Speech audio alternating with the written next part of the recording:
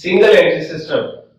It is a system in which sometimes both aspects of transaction are recorded and sometimes one aspect is recorded and sometimes both aspects are ignored.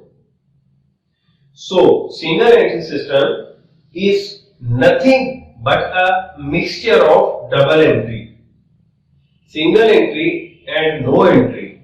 Only personal accounts are maintained, whereas real and nominal accounts are ignored. ऐसा तरीका था जिसमें कारोबारी लेन then को debit और credit के तरीका के मुताबिक दर्ज नहीं किया जाता, बल्कि सिर्फ शख्सी हिसाबात का अंदराज किया जाता है, जबकि रियल और नॉमिनल हिसाबात को नजरअंदाज किया जाता है।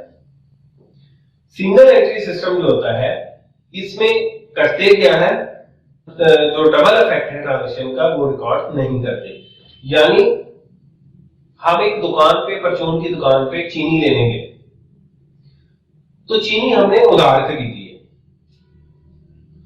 अब नकद खरीदी है तो क्या करेगा, जो बिजनेसमैन है, शॉपकीपर है, वो नकद की एंट्री करेगा ही नहीं।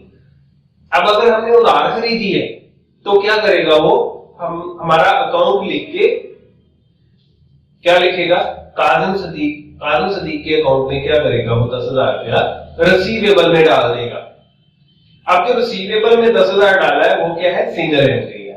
डबल एंट्री क्या होगी इसमें कि हमने जो चीनी परचेज की है उसे, वो उसका भी रिकॉर्ड करे, वो उसको भी लिखे परचेज